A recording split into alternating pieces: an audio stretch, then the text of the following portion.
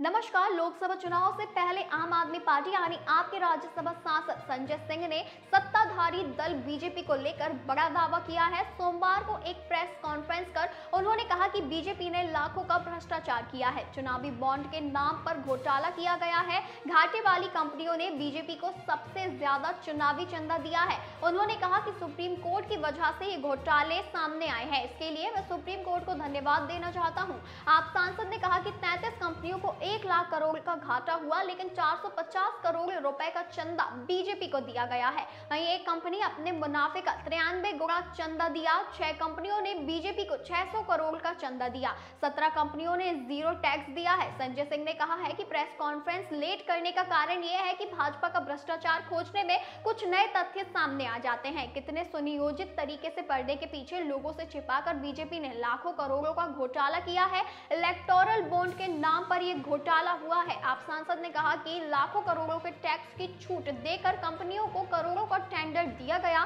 संजय सिंह ने कहा है कि एयरटेल ने 200 करोड़ का चंदा दिया, उसे 77 करोड़ का घाटा हुआ और 8000 करोड़ की टैक्स में छूट मिली। वहीं 130 करोड़ के घाटे वाली कंपनी DLF को 20 करोड़ की टैक्स में छूट मिली और उसने 25 करोड़ का चंदा बीजेपी को दे दिया। उन्होंने कहा कि एक कंपनी है धारीवाल, इसने 115 करोड़ का बॉन्ड खरीदा, बीजेपी को 25 करोड़ दिए, कंपनी को 299 करोड़ का घाटा हुआ, कंपनी ने जीरो टैक्स दिया। RPL डेवलपर्स ने 20 करोड़ का बॉन्ड खरीदा, 10 करोड़ बीजेपी को दिया, इससे 1550 करोड़ का घाटा हुआ। वहीं 4 करोड़ 7 लाख टैक्स में छूट मिली। वहीं शरद रेड्डी की कंपनी ने 15 करोड़ का बॉन्ड खरीदा और बीजेपी को करोड़ों दिया। इस कंपनी को 7 सालों में 28 करोड़ का घाटा हुआ। वहीं 7 करोड़ 20 लाख टैक्स छूट मिला। इसी के साथ संजय सिंह ने कहा कि अब ईडी सीबीआई कहां है? ये कागज पर बनी कंपनी घाटे में होने के बावजूद बीजेपी को चंदा दे रही है। 2017 में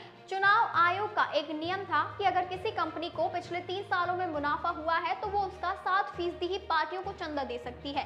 मतलब घाटे की कंपनी चंदा नहीं दे सकती, कागजों पर कंपनी बनाकर चंदा नहीं दे सकते। संजय सिंह ने आगे कहा कि हमारे मामले में तो ईडी सीबीआई गामा पहलवान बन जाती है, भाजपा के मामले में घास छीलने को रह जाती है, गजनी बन जाती है। कहते हैं कोर्ट जाइए। ईडी सीबीआई और इनकम टैक्स जनता के पैसों से चलती है। उन्होंने कहा कि ये देश में सबसे भ्रष्टतम पार्टी बीजेपी ही है।